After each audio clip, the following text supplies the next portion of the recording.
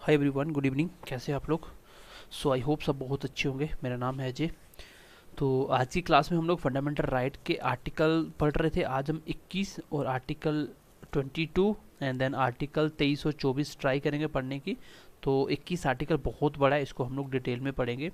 ठीक है, चलिए आर्टिकल 21 की बात करते हैं। मैंने 20 तक आपको पढ़ा दिया था लास्ट क्लास में। देखो, फंडामेंटल राइट अच्छे तरीके से इसलिए पढ़ाए जा रहे हैं क्योंकि फंडामेंटल राइट हर एग्जाम में पूछे जाते हैं और अच्छा क्वेश्चन भी आएगा तो भी आप बना लोगे। जितनी डिटेल में आप पढ़ रहे हो तो बेसिक क्वेश्चन तो वैसे भी आप बना लोगे, क्योंकि यही से भी क्वेश्चन बन जाता है खाली कि आर्टिकल जो 21 है वो किसके रिलेटेड है। बस इससे भी क्वेश्चन बन जाता है। आपको पता होना चाहिए कि 21 जो आर्टिकल है वो किसकी बात करता है। वो आपकी बात करता है प्रोटेक्शन ऑफ लाइफ की। ठीक है, प्रोटेक्शन ऑफ लाइफ की, या राइट टू लाइफ, या right to life and personal liberty की बात करता है। तो लाइफ, राइट टू लाइफ की बात करता है आपका आर्टिकल नंबर 21। मतलब आपको जीने का अधिकार है, तो गवर्नमेंट चाहे तो इसको छीन नहीं सकती। ये आपका राइट है, राइट टू लाइफ का। अब इसमें बहुत सारी बातें पढ़ने वाली हैं। ठीक है, चलिए मैं धीरे धीरे करके आपको पढ़ाता हूँ। पहले तो ये तो हम बाद में पढ़ेंगे। 21 ए कब जोड़ा गया, ये इसको छोड़िए। अभी हम बात कर रहे हैं राइट टू लाइफ की। तो सिंपली इतनी सी बात तो याद होनी चाहिए कि right to life and personal liberty क्या है, आर्टिकल 21 में बोला गया। ठीक है, जब आपकी 1950 में जब कॉन्स्टिट्यूशन बना था तब इनिशियली क्या था, तो ये किसके अगेंस्ट था? ये अगेंस्ट था आपके एग्जीक्यूटिव के अगेंस्ट था। अब एग्जीक्यूटिव में आपको पढ़ा चुका हूं, but it did not against legislature या लेजिस्लेटिव। तो जो कानून बनाने वाले थे उनके अगेंस्ट नहीं था और एग्जीक्यूटिव के ये अगेंस्ट था। मतलब अगर एग्जीक्यूटिव कुछ गलत करती है तो उनके ऊपर आर्टिकल 21 के अकॉर्डिंग केस किया जा सकता है। लेकिन स्टार्टिंग में ये लेजिस्लेटिव के रिलेटेड नहीं था। ठीक है, मतलब चाहे तो गवर्नमेंट इस पे अमेंडमेंट कर सकती है इस आर्टिकल में। यहाँ पे इनके अगेंस्ट नहीं था, नॉट अगेंस्ट लेजिस्लेटिव। फिर 1951 में केस आया, ए गोपालन केस। ए गोपालन केस आया था 1951 में। ये बेसिकली था आपका आर्टिकल 22 के रिलेटेड था। ये आर्टिकल 22 के रिलेटेड था।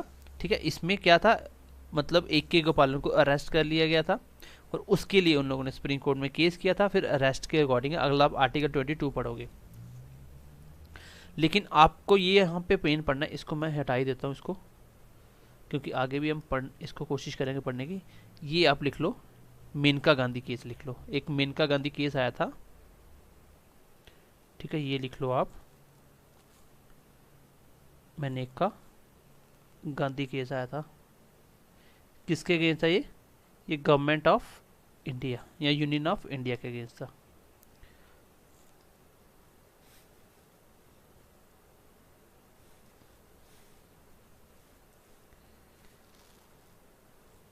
लिख लो आप, यूनियन ऑफ, एक मिनट, यूनियन ऑफ इंडिया। तो मेनका गांधी जो केस था वो यूनियन ऑफ इंडिया के ऊपर किया गया था। इस केस में क्या था, बेसिकली जो मेनका गांधी थी वो जाना चाहती थी फॉरेन। लेकिन गवर्नमेंट ने क्या किया, जो फॉरेन मिनिस्टर था उसने नोटिस निकाल दिया कि इनको फॉरेन नहीं जाने दिया जाए। तो मेनका गांधी ने क्या किया, सुप्रीम कोर्ट में केस कर दिया। अब इससे पहले पहले क्या था, मैंने अभी बोला कि 1950 में जब कॉन्स्टिट्यूशन बना था एंड इन दैट केस सिर्फ ये अगेंस्ट था किसके, एग्जीक्यूटिव के, और ये लेजिस्लेटिव के अगेंस्ट नहीं था। मतलब लेजिस्लेटिव चाहे तो इनको अमेंड कर सकती है, चाहे तो इसके ऊपर नए लॉ बना सकती है। बट जब मेनका गांधी केस आया 1978 के अंदर, कब आया था 1978, एग्जैक्टली डेट याद रखने की जरूरत नहीं है। ठीक है, मेनका गांधी केस इंपॉर्टेंट है इसलिए बता रहा हूँ। तो इसने केस कर दिए, फॉरेन जाना चाहती थी, इसको फॉरेन जाने से मना कर दिया। फाइनेंस मिनिस्टर ने, फाइनेंस बोल रहे हैं हम लोग, सॉरी, फॉरेन मिनिस्टर ने मना कर दिया। तो इसने सुप्रीम कोर्ट में केस कर दिया और इस केस के बाद जो डिसीजन निकल के आया आर्टिकल 21, ये बोला गया कि ये अगेंस्ट है एग्जीक्यूटिव के, ये तो हमने ऊपर भी पढ़ा, और इसके बाद ये भी बोल दिया गया ये अगेंस्ट है लेजिस्लेटिव के। तो ये लेजिस्लेटिव के भी अगेंस्ट है, आप लोग ऐसे कानून नहीं बना सकते। तो इसका मतलब इसके बाद क्या हुआ, इसके बाद आप बोल सकते हो कोई भी लॉ बनाना हो, any law made by legislative, अगर लेजिस्लेटिव कोई भी लॉ बनाती है तो उनके ऊपर 3 कंडीशन होनी चाहिए। वो सीधा सीधा क्या होना चाहिए, वो इम्पार्शल होना चाहिए, मतलब पार्शियलिटी उसमें नहीं होनी चाहिए, वो फेयर होना चाहिए, एंड देन वो कैसा होना चाहिए, रीजनेबल होना चाहिए। ऐसा नहीं कि आप किसी के साथ भी दुश्मनी, आप किसी को भी आप मना कर दो। तो स्टार्टिंग में जब आपका कॉन्स्टिट्यूशन बना था उसमें जो राइट टू लाइफ जो आर्टिकल था, जो पर्सनल लिबर्टी की बात की गई थी, उसमें ये जो आर्टिकल अगेंस्ट लगता था एग्जीक्यूटिव के, लेकिन लेजिस्लेटिव के अगेंस्ट नहीं था। लेकिन आफ्टर डैट जब मेनका गांधी केस आया था उसके बाद सुप्रीम कोर्ट ने ये साफ कह दिया ये एग्जीक्यूटिव के भी अगेंस्ट है और ये किसके, आपके लेजिस्लेटिव के भी अगेंस्ट है। अब आप लोग अगर कानून बनाते हो तो आपको 3 चीज़ें ध्यान रखनी पड़ेंगी कि कोई भी लॉ इम्पार्शियल नहीं होना चाहिए, वो फेयर होना चाहिए, और वो क्या होना चाहिए, रीजनेबल होना चाहिए। ठीक है, सॉरी पार्शियल नहीं होना चाहिए, इम्पार्शियल होना चाहिए। वो कैसा होना चाहिए, इम्पार्शियल होना चाहिए, फेयर होना चाहिए एंड रीजनेबल होना चाहिए। ठीक है, इसका मतलब अब कोई भी लेजिस्लेटिव बिना इनके इन तीनों चीज़ों को बिना देखे कानून नहीं बना सकती। मतलब कि अभी क्या हो गया, इनके अगेंस्ट भी ये हो गया। तो यहाँ तक आई होप कि आपको बात मेरी समझ आई होगी। ठीक है, मेनका गांधी केस के बाद और भी बहुत सारी बातें बोली गई, तो मैं आपको कुछ पॉइंट भी बताता हूँ इंपॉर्टेंट क्या क्या है। फिलहाल तो ये तो आपका सिंपली याद रखना है कि आर्टिकल 21 राइट टू लाइफ की बात करता है और पर्सनल लिबर्टी की बात करता है। बहुत इंपॉर्टेंट आर्टिकल है। इसके बाद जो 21A है ये वेरी वेरी इंपॉर्टेंट है, एग्जाम में बार बार पूछा जाता है। इसके बारे में अभी बताता हूँ यहाँ पे। ठीक है, चलो इसमें घूम के दोबारा इसके ऊपर आते हैं। यहाँ तक आई होप कि क्लियर हो गया होगा। मैंने आपको एक केस पढ़ाया, that is Maneka Gandhi case. चलिए, आफ्टर मेनका गांधी केस के बाद कुछ चीज़ें ऐड की गई, ये मैं आपको बताता हूँ कि सुप्रीम कोर्ट ने क्या क्या बोला। हम बात करें आफ्टर मेनका गांधी केस, इस केस के बाद क्या हुआ, आपको पता है कि राइट टू लाइफ तो पहले ही था। ठीक है, तो इसमें राइट टू लाइफ के साथ एक बात और बोली गई। तो इसमें जैसे यहाँ पे मैं लिख भी दिया, देखो सबसे पहले मेनका गांधी केस के बाद ये भी बोला गया कि ह्यूमन डिग्निटी इफेक्ट नहीं होनी चाहिए। गवर्नमेंट की रिस्पॉन्सिबिलिटी है, ये गवर्नमेंट की रिस्पॉन्सिबिलिटी है कि वो प्रोवाइड करे पानी, पीने का साफ पानी प्रोवाइड करे, फूड प्रोवाइड करे, शेल्टर प्रोवाइड करे, मेडिकल हेल्थ एट्सेट्रा वगैरह जो भी चीज़ें बेसिक, जो लाइफ की जो बेसिक नीड है, इनको पूरा करना गवर्नमेंट की रिस्पॉन्सिबिलिटी है। दूसरा, राइट टू मेडिकल असिस्टेंस भी गवर्नमेंट की रिस्पॉन्सिबिलिटी है, क्योंकि राइट टू लाइफ के लिए ये चीज़ें इंपॉर्टेंट है। ये गवर्नमेंट की रिस्पॉन्सिबिलिटी है कि वो मेडिकल असिस्टेंस क्या करे, प्रोवाइड करे। तो आपने देखा कि जैसे ड्यूरिंग कोविड-19 में क्या हुआ था, शॉर्टेज ऑफ ऑक्सीजन हुआ था। तो ये किसकी गलती है, ये गवर्नमेंट की गलती है। गवर्नमेंट के पास इतना रिसोर्सेस नहीं थे कि वो एट अ टाइम इतनी सप्लाई कर पाएँ। तो हम चाहे तो गवर्नमेंट के ऊपर केस कर सकते हैं राइट टू लाइफ को लेके सुप्रीम कोर्ट में, कि हमें ऑक्सीजन की शॉर्टेज मिली, हमें मेडिकल असिस्टेंस नहीं मिला, तो हम लोग चाहे तो केस कर सकते हैं। अगर हम बोले राइट टू वर्क, तो वो स्टिल अभी फंडामेंटल राइट नहीं है हमारा, क्योंकि गवर्नमेंट के पास इतने रिसोर्सेज नहीं है कि वो सबको काम दे पाए, सबको नौकरी दे पाए। तो राइट टू वर्क तो अभी फंडामेंटल राइट नहीं है, अभी भी ये डायरेक्टिव प्रिंसिपल स्टेट पॉलिसी में है। देखो DPSP में जो भी चीज़ें होती हैं वो अब उसको लेके कोर्ट में केस नहीं कर सकते, आप उसको लेके कोर्ट में नहीं जा सकते, आप केस नहीं कर सकते। ठीक है, और मेनका गांधी केस के बाद क्या हुआ, उसमें एक बात और भी क्लियर बोली गई। ठीक है, उसमें ये बोला गया कि आर्टिकल 14 की बात कोई भी 19 और 21 आर्टिकल, 14 की और 19 आर्टिकल की बात 21 के साथ रिलेट नहीं करेगी। चलो इसको फिलहाल हम लोग स्किप करते हैं, मैं आपको ये बताता हूँ। एक तो आपको याद रखना है कि मेनका गांधी केस के बाद क्या हुआ था, ये बोल दिया गया कि ये जो आर्टिकल 21 है ये अगेंस्ट एग्जीक्यूटिव के तो था ही, ये अब अगेंस्ट लेजिस्लेटिव के भी होगा। अगर आप कानून बना रहे हो, कोई लॉ बना रहे हो इसके ऊपर, तो आपको क्या करना पड़ेगा, 3 चीज़ों को ध्यान में रखना पड़ेगा। सबसे पहले आपको ये ध्यान में रखना पड़ेगा कि वो इम्पार्शियल हो, वो फेयर हो, एंड वो कैसा हो, वो इम्पार्शियल हो और फेयर हो और साथ में रीजनेबल हो। उसके पीछे कोई रीज़न होना चाहिए। तो इन तीनों के अकॉर्डिंग आप लॉ बना सकते हो। फिर उसके बाद ये भी बोला गया कि ह्यूमन डिग्निटी भी इफेक्ट नहीं होनी चाहिए। ये गवर्नमेंट की कौन कौन सी रिस्पॉन्सिबिलिटी ने बता दी। मैंने आपको एक्स्ट्रा पॉइंट बताता हूँ, चलिए इसके कुछ एक्स्ट्रा पॉइंट बताता हूँ आपको।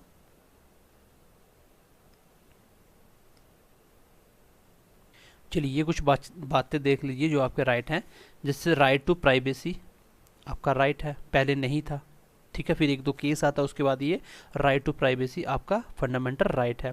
Right to education, right to livelihood, right to free legal aid, right to food, right to shelter, right to sleep. देखो राइट टू स्लीप के अकॉर्डिंग आप देखोगे, जैसे आप देखते हो ना कि रात को शादियों में अगर आप ज़्यादा टाइम तक गाने बजाते हो और ज़्यादा आवाज़ छोड़ के, तो ये आपका राइट है कि आप चाहे तो केस कर सकते हो उनके खिलाफ, क्योंकि आपको सोने का अधिकार है। और उसमें अगर कोई भी ऐसी एक्टिविटी हो रही है जिसमें आपकी और स्लीप मतलब आपकी नींद खराब हो रही है और आपको लग रहा है कि ये मुझे हराश हो रहा है, तो आप सुप्रीम कोर्ट में जाके केस कर सकते हो। जैसे आप देखते हो कि कभी कभी कोई जैसे मंदिर मस्जिद में क्या होता है कि लाउड स्पीकर कर दिया जाता है पूरा, तो आप चाहे तो उसके अगेंस्ट भी जा सकते हो, ठीक है। बाकी वो आप ऐसे लगा नहीं सकते, लेकिन ये अपने एरिया के हिसाब से चीज़ें चलती हैं, ठीक है। उसके बाद right to safe journey, right to get electricity, right to protection from, ठीक है। एक मिनट इसको देख लेते हैं, चलो जो ये कट गया हुआ है, ठीक है। राइट टू हेल्थ, तो ये कुछ बेसिक हैं जो आपके फंडामेंटल राइट में आते हैं, ये आपके अपने राइट हैं, तो आप इनके अकॉर्डिंग भी केस कर सकते हो अगर आपको लगता है कि ये मेरा इफेक्ट हो रहा है, मुझे ये चीज़ें नहीं मिल रही है सारी। तो बेसिकली राइट टू लाइफ बहुत इंपॉर्टेंट और बहुत बड़ा आर्टिकल, अगर इसको पढ़ना हो तो कम से कम 2 घंटे लगते हैं, लेकिन आपके पास इतना टाइम नहीं है कि हम एक ही आर्टिकल पे इतना टाइम लगाएं, इसलिए हमने इंपॉर्टेंट बातें मैंने आपको फिलहाल तो बता दी सारी, ठीक है। एक मैंने मेनका गांधी केस भी बता दी जो इंपॉर्टेंट था, ठीक है। बाकी ये आर्टिकल तो बहुत बड़ा है, इसको हम इतना डिटेल में नहीं पढ़ेंगे, फिलहाल मैंने आपको बता दिया। इतना याद रखो कि आर्टिकल 21 राइट टू लाइफ और पर्सनल लिबर्टी के लिए है। ये आपका दोनों के अगेंस्ट है, आपका एग्जीक्यूटिव के और लेजिस्लेटिव दोनों के अगेंस्ट है। जो मेनका गांधी केस आया था उसमें ये साफ साफ बोल दिया गया था। इसके बाद आपका और भी कुछ पॉइंट बोले गए जिसमें ये बोला गया कि ह्यूमन डिग्निटी अफेक्ट नहीं होनी चाहिए, और ह्यूमन का क्या क्या राइट है, मैंने ये सारे राइट लिख दिए यहाँ पे, ये आपके राइट हैं। राइट टू मेडिकल असिस्टेंस, ये सारे आपके राइट हैं। तो ये आपको थोड़ी सी नॉर्मल बातें पता होनी चाहिए। राइट टू प्राइवेसी आपका फंडामेंटल राइट है। राइट टू एजुकेशन, जैसे अभी देखो ये मैं बता रहा था आर्टिकल 21A, ये राइट टू एजुकेशन, ये राइट टू एजुकेशन क्या है आपका 6 से लेके 14 साल तक के बच्चों को फ्री एजुकेशन मिलेगी। फ्री एजुकेशन का आपका फंडामेंटल राइट है 21A। ये कब जोड़ा गया, ये क्वेश्चन एग्जाम में बहुत बार पूछा गया। 86 कॉन्स्टिट्यूशन अमेंडमेंट के बाद जो 2002 में, उसके बाद इसको ऐड किया गया आर्टिकल 21A में। पहले क्या था, इसको देखो चेंज करने के बाद कि पहले क्या था, पहले 45 जो आर्टिकल था आपका, आर्टिकल 45 था, इसमें था ये, इसमें था ये बात बोली गई थी, ठीक है। इसके बाद इसको चेंज किया गया। पहले ये इसमें जब बोला गया था कि राइट टू एजुकेशन वहां पे लिखा हुआ था 45 में, तो अब इसको चेंज करके क्या लिख दिया गया, इसको लिख दिया गया up to 14 years free education. पहले इसको डायरेक्टिव प्रिंसिपल आप स्टेट पॉलिसी में जो भी आर्टिकल होते हैं, आपको बताइए ये आपके एनफोर्सेबल नहीं होते, आप कोर्ट में नहीं जा सकते। अब इसको फंडामेंटल राइट में डाला गया और इसको फिर चेंज, पहले खाली बोला गया था कि फ्री एजुकेशन मिलनी चाहिए, पहले यही लाइन सेम डिट्टो आपकी आर्टिकल 45 में थी, लेकिन इसको उठा के यहाँ रख दिया गया, फंडामेंटल राइट बना दिया, और इसको भी चेंज करके थोड़ा सा कर दिया गया 14 साल तक के बच्चों को फ्री एजुकेशन होनी चाहिए। ये आपका 86 कॉन्स्टिट्यूशन अमेंडमेंट हुआ 2002 में, इसके बाद राइट टू एजुकेशन इसमें ऐड कर दिया गया और 45 को भी चेंज करके ये लिख दिया गया, ठीक है। आप लिख सकते हो नाउ आर्टिकल 45 क्या बोलता है, ठीक है। 45 क्या बोलता है कि आपके पास 14 साल तक का फ्री एजुकेशन का राइट है, ठीक है। उसके बाद एक चीज़ और की गई, इसके बाद ही क्या हुआ, जो आपका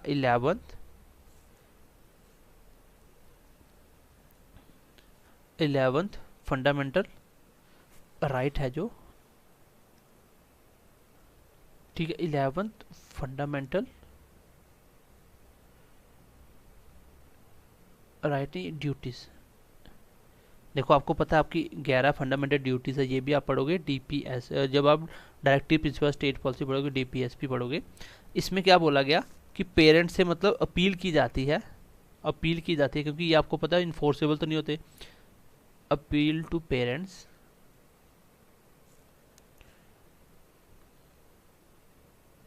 गिव एजुकेशन 6 to 14 ईयर्स, मतलब खाली एक्सपेक्ट किया जाता है पेरेंट्स से कि आप अपने बच्चों को 6 से 14 साल तक बच्चों को कंपलसरी एजुकेशन दो, क्योंकि ये फंडामेंटल जो ड्यूटी है ये एनफोर्सेबल नहीं है। आपको मैं पहले ही बता चुका हूँ कि एनफोर्सेबल में और नॉन एनफोर्सेबल में क्या फ़र्क होता है। जितने भी फंडामेंटल राइट है सारे के सारे एनफोर्सेबल हैं, आप इसके अकॉर्डिंग कोर्ट में जाके केस कर सकते हो, लड़ सकते हो।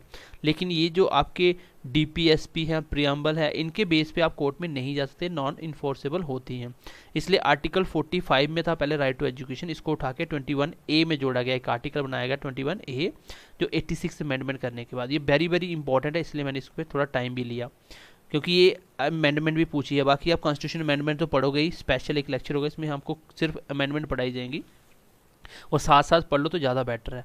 तो इसके बाद इसमें आर्टिकल बना के फंडामेंटल राइट में जोड़ दिया गया। फिर 45 भी सेम हो गया, इसलिए इसको चेंज करके पहले इस लाइन को क्या बोल दिया गया कि 14 साल तक फ्री एजुकेशन होनी चाहिए। ये 14 साल की 6 साल तक है, 14 होगा आई थिंक, 14 साल तक। और एक आपकी 11 फंडामेंटल ड्यूटी भी ऐड की गई, अपील की गई खाली पेरेंट्स से, मतलब एक्सपेक्ट किया गया कि आप अपने बच्चों को 6 से 14 साल तक के बच्चों को एजुकेशन प्रोवाइड कीजिए। ये था आपका आर्टिकल नंबर 21, जो हमने लगभग इंपॉर्टेंट था, पढ़ लिया इसमें इंपॉर्टेंट सारी बातें। अब हम बात करते हैं आर्टिकल नंबर 22 की। चलिए 22 क्या बोलता है, protection against arrest and detention in certain cases. तो ये बेसिकली प्रोटेक्शन देता है जब आपको कोई अरेस्ट कर लेता है, मतलब किसी ने भी गलत किया, कोई इसको अरेस्ट करता है, तो आपको अरेस्ट के या आपको डिटेंशन सेंटर में रखा है, तो आपके क्या क्या राइट है। इन केस कोई किसी को अरेस्ट करता है तो आपके अरेस्ट के लिए कौन कौन से राइट है, आपको किन किन केसों में अरेस्ट नहीं किया जा सकता, उनके लिए अरेस्ट के लिए भी कौन कौन से प्रोविज़न हैं, क्यों अरेस्ट करना इतना आसान नहीं होता किसी को भी अरेस्ट करना। तो ये सारी चीज़ें हम इसमें पढ़ेंगे आर्टिकल 22। सिंपली इतनी बात तो आपको याद रखनी है कि ये प्रोटेक्शन देता है अरेस्ट के और detention in the certain cases के रिगार्डिंग आपको प्रोटेक्शन देता है। चलिए इसको भी थोड़ा सा हम पढ़ना स्टार्ट करते हैं, इंपॉर्टेंट है ये भी, ठीक है। इसमें हम लोग पढ़ेंगे पहले तो आपके इसमें क्लॉज है 22 का फर्स्ट क्लॉज, फिर है 22 का सेकंड क्लॉज, फिर है 22 का थर्ड क्लॉज, फिर है 22 का फोर्थ, फिर है 22 का फिफ्थ, फिर है 22 का सिक्स, और फिर है 22 का सेवन्थ क्लॉज। अगर हम पहले दो की बात करें तो ये कैसे हैं, पहले दो ये आपके कैसे हैं, ये आपके पुनिटिव है, ये आपके पुनिटिव है, पुनिटिव है। और अगर हम ये कैसा डिटेंशन है, डिटेंशन। और अगर हम बात करें ये लास्ट वाले चार की तो ये कैसे हैं, ये आपके प्रिवेंटिव हैं, ये आपके प्रिवेंटिव हैं। अब इनके मतलब क्या होता है ये मैं आपको समझाता हूँ। और ये जो बीच वाला ये सेपरेट है, ठीक है, इसको हम पढ़ेंगे। तो पहले जो दो है वो किसकी बात करता है, ठीक है, वो किसकी बात करता है, वो बात करता है पुनिटेटिव डिटेंशन की। और अगर हम लास्ट चार की बात करें ये बात करता है प्रिवेंटिव डिटेंशन की। अब दोनों के मतलब क्या क्या होते हैं ये मैं आपको समझा देता हूँ, ठीक है। आर्टिकल 22 क्या बोलता है, आर्टिकल जो 22 है ये बेसिकली प्रोटेक्शन है किसके अगेंस्ट, अरेस्ट के। जब आपको कोई भी मतलब ऑफेंस करने के बाद अरेस्ट किया जाता है तो उसके बाद आप इसको यूज़ कर सकते हो। आपके क्या क्या राइट होते हैं, क्या क्या जानने के राइट हैं। और डिटेंशन मतलब आपको अगर जेल में रखा जाता है तो उसके रिगार्डिंग ये केसेस है, तो उनके रिगार्डिंग ये प्रोटेक्शन देता है, ठीक है। तो 21 और 2 की बात करें तो ये कैसे हैं, ये पनिटेटिव डिटेंशन है। और अगर हम बात करें अगले चार की, ये प्रिवेंटिव है, ठीक है। चलिए अब हम इसके बारे में जान लेते हैं कि इनके मतलब क्या क्या है, ठीक है। अगर हम बात करें पहले वाले इसकी तो इसका मतलब क्या है, ठीक है, इसका मतलब है पुनिटेटिव का मतलब है आपके पास राइट है, right to no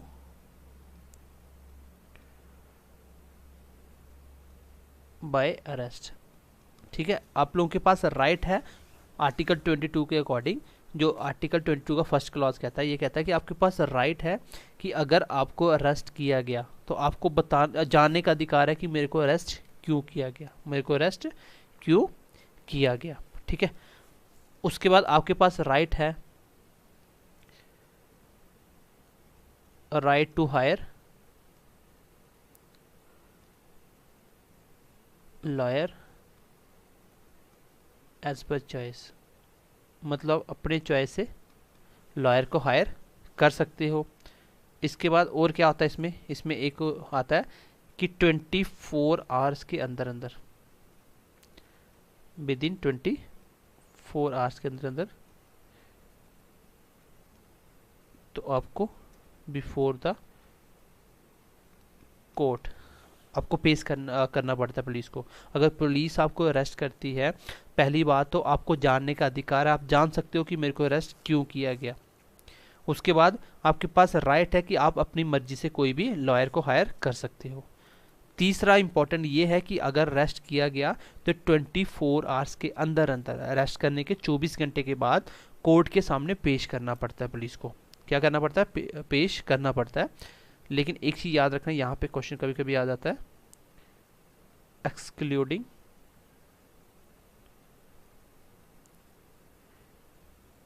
yearly period, यहाँ पे जो ट्रैवल किया हुआ पीरियड है वो ऐड नहीं होता। जैसे मान लीजिए कोई JNK का क्रिमिनल है, कुछ भी ऑफेंस करता है, तो उसको अरेस्ट करके लाया जा रहा है कहीं छत्तीसगढ़ से, तो वहाँ पे जो आने का टाइम है वो इंक्लूड नहीं होगा, उसको निकाल के 24 आवर्स का टाइम होता है, क्योंकि उसको आने आने में अगर ट्रेन से आएगा तो 24 घंटे लग जाएंगे, तो इसलिए वो चीज़ें इंक्लूड नहीं होती। ठीक है, उसके बाद मैंने आपको बताया था आर्टिकल 22 का थर्ड पॉइंट, ये क्या है, ये कहता है कि ये राइट नहीं होता, नो राइट, जो प्रोटेक्शन का राइट है किसके लिए, for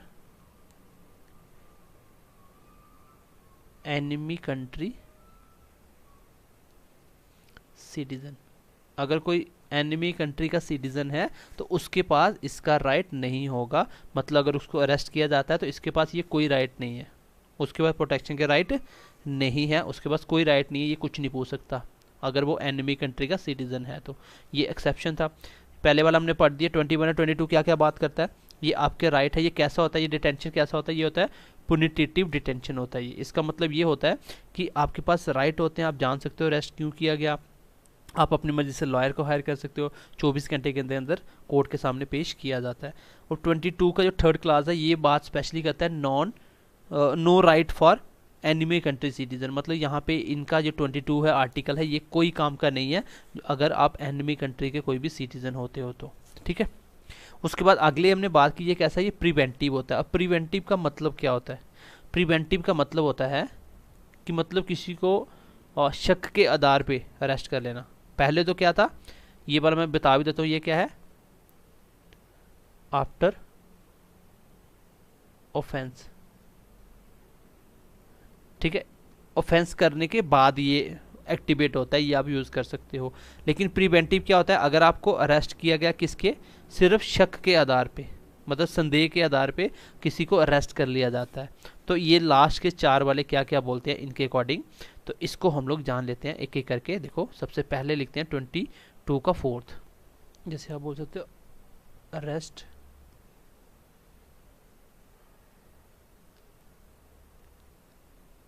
on the basis of, जैसे बोल सकते हो मिसट्रस्ट करना, या इसको बोल सकते हो ड्यूबियस भी बोल सकते हो आप। ठीक है, ड्यूबियसनेस।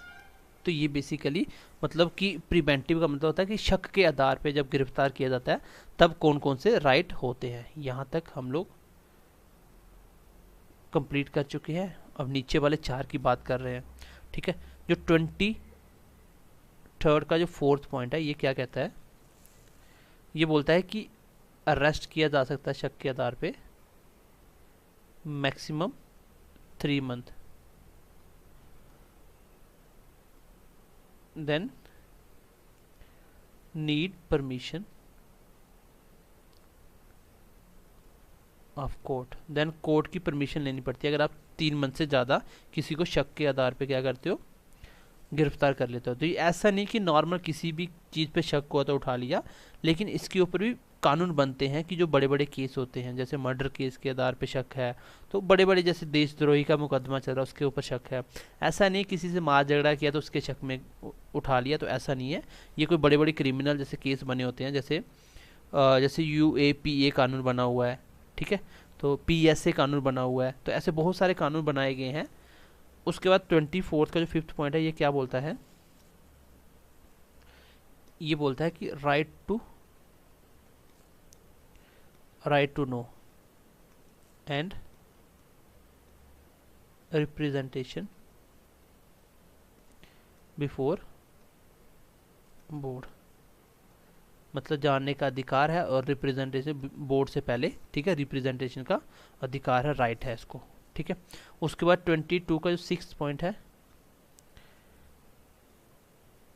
राइट टू नो का राइट नहीं है अगर in case of public interest,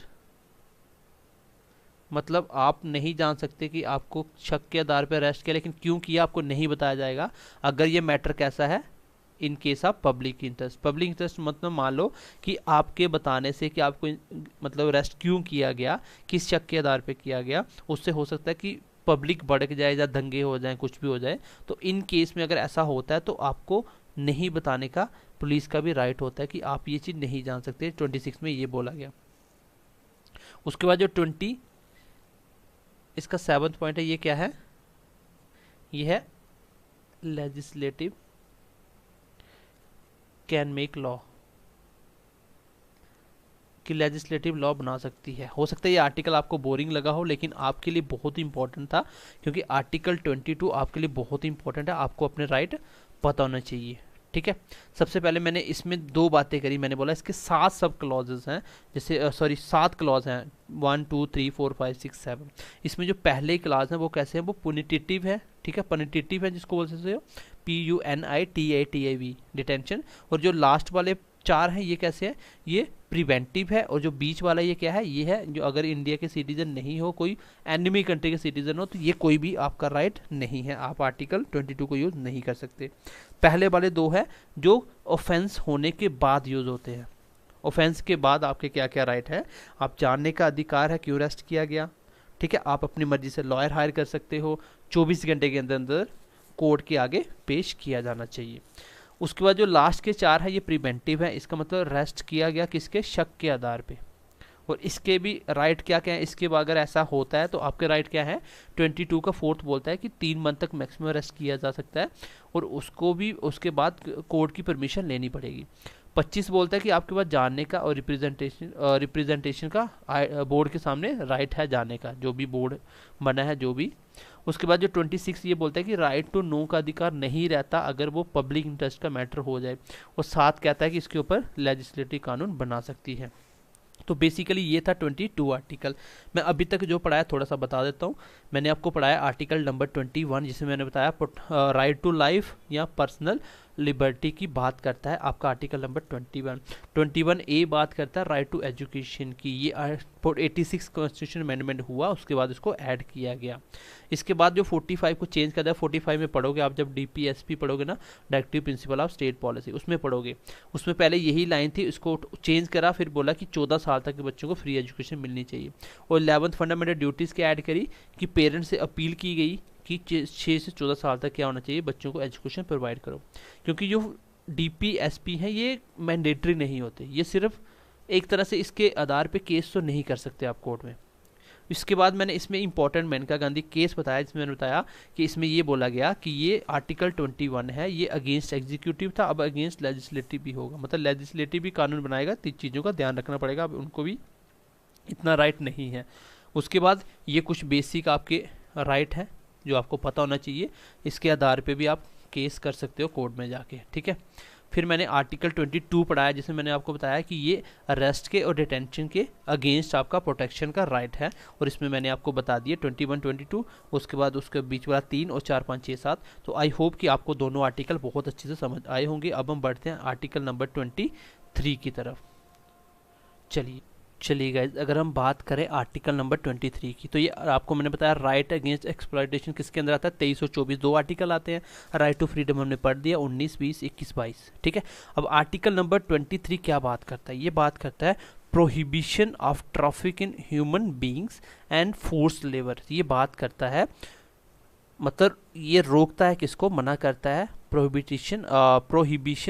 prohibition of traffic in human beings and force labour.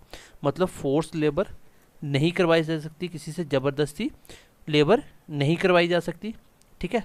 और दूसरा मतलब ह्यूमन ट्रैफिक का मतलब आप समझ सकते हो, जैसे ज़बरदस्ती किसी से भीख मंगवाना, ज़बरदस्ती किसी से भीख मंगवाना, तो ये चीज़ें नहीं की जा सकती, ठीक है। किसी को जैसे बच्चे को बेच देना, तो ये चीज़ें नहीं की जा सकती, इसमें ये साफ साफ मना किया गया है। जैसे मैं आपको बताता हूँ, आर्टिकल 23 का जो क्लॉज नंबर 1 है वो क्या कहता है, वो बात करता है prohibition of traffic in human beings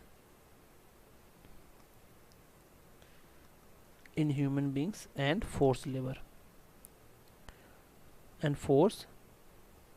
labour. जैसे इसमें कौन कौन से वर्ड याद रखने हैं आपको, एक तो ह्यूमन ट्रैफिक की बात करता है, जैसे मैंने आपको बताया कि ज़बरदस्ती क्या भीख नहीं मंगवाई जा सकती।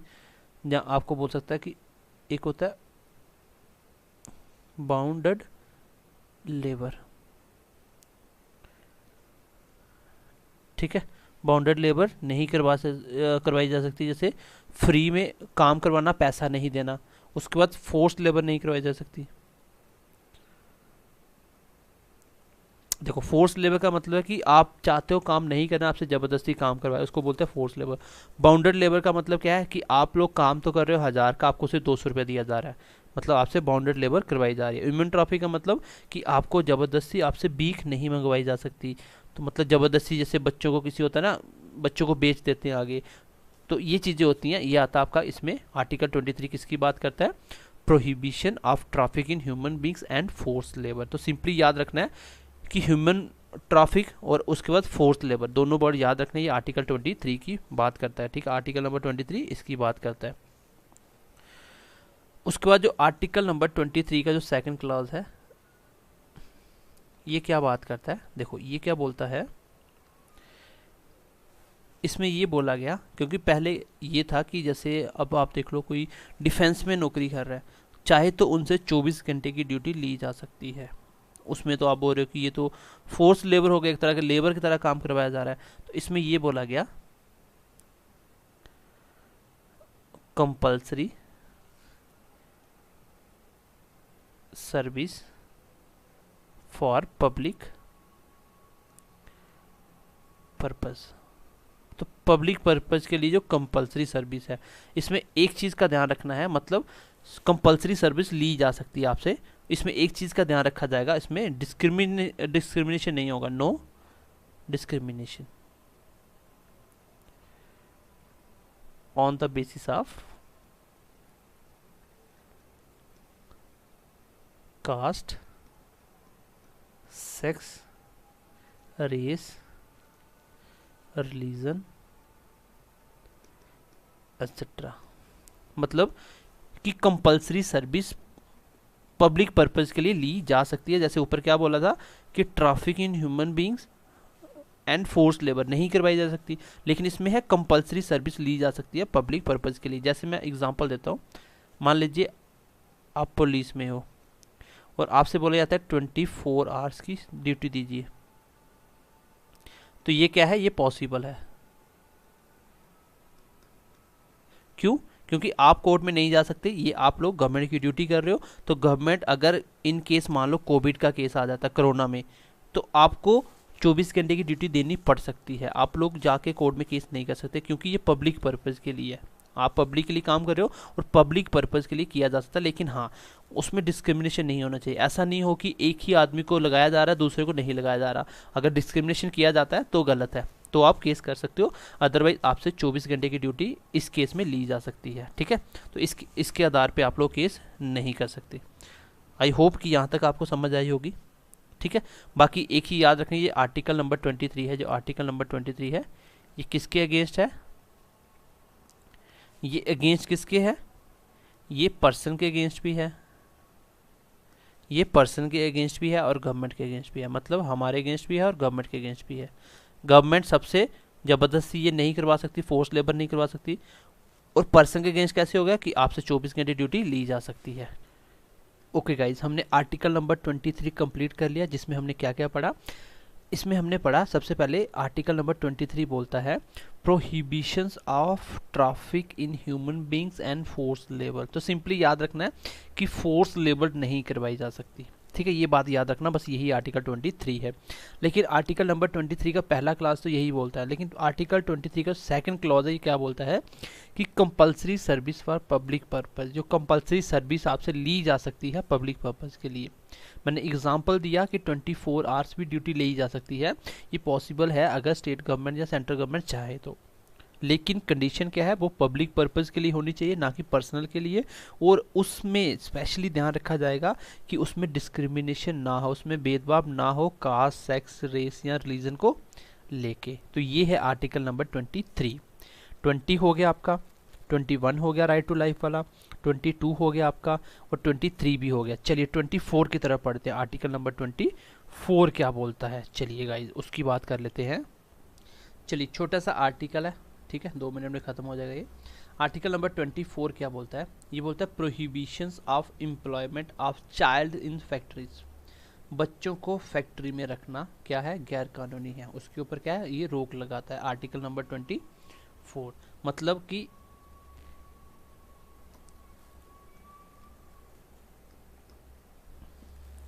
14 साल तक के बच्चों को आप लोग काम पे नहीं रख सकते, 14 साल तक के बच्चों को काम पे नहीं रख सकते, ना ही किसी फैक्ट्री में काम ले सकते हो आप, ना ही किसी फैक्ट्री में लगा सकते हो, ना ही किसी माइंस में लगा सकते हो, ठीक है। कोई भी ऐसे काम जिसमें जान जाने का खतरा हो, ऐसा एम्प्लॉयमेंट हो कोई, उसमें नहीं लगा सकते। तो बेसिकली इसमें छोटी सी बात याद रखनी है कि आर्टिकल नंबर 23 और 24 क्या है, ये अगेंस्ट एक्सप्लॉयटेशन है। पहले वाले में फोर्स लेबर नहीं की जा सकती, 24 में क्या नहीं किया जा सकता, बच्चों को 14 साल तक के बच्चों को काम पे नहीं रखा जा सकता। अगर आप ज़बरदस्ती किसी बच्चे को काम पे रखते हो, कोई फैक्ट्री, माइंस या कहीं भी रखते हो, तो गैर कानूनी है। हाँ, आपका पर्सनल अपना काम है, वहाँ पे आपकी हेल्प कर रहा है बच्चा, तो बात अलग है, अदरवाइज आप किसी को काम पे नहीं रख सकते। तो आर्टिकल नंबर 24 आपको इतना ही पढ़ना है, इससे ज़्यादा नहीं पढ़ना है। तो अभी तक हमने क्या क्या पढ़ा, एक बार रिवाइज कर लेते हैं, देन क्लास को ख़त्म करते हैं। सबसे पहले मैंने आपको आर्टिकल नंबर 21 पढ़ा है, इसमें राइट टू लाइफ और पर्सनल लिबर्टी की बात करी। इसमें हमने आर्टिकल नंबर 21A पढ़ा, जो 86 अमेंडमेंट के बाद ऐड किया गया, जिसमें बोला गया कि 6 से 14 साल तक के बच्चों को फ्री एजुकेशन मिलेगी। ये राइट टू एजुकेशन किसका फंडामेंटल राइट है, 21A आर्टिकल। कब जोड़ा गया, 86 कॉन्स्टिट्यूशन अमेंडमेंट 2002 के अंदर। इसके बाद यही बात 45 जो directive principle of state policy, उसमें बोली गई थी। फिर उसको लाइन को चेंज करके क्या बोल दिया गया कि 14 साल तक के बच्चों को फ्री एजुकेशन मिलनी चाहिए, और वो चीज़ इन्फोर्सेबल नहीं है, क्योंकि directive principle of state policy आपका इन्फोर्सेबल नहीं है like fundamental right. Fundamental right क्या है, इन्फोर्सेबल है, इसके अकॉर्डिंग आप केस कर सकते हो अगर ये आपके फंडामेंटल राइट हर्ट होते हैं। उसी के साथ साथ 11 फंडामेंटल ड्यूटीज़ क्या जोड़ी गई, पेरेंट्स से अपील की गई कि 6 से 14 साल तक के बच्चों को एजुकेशन दीजिए।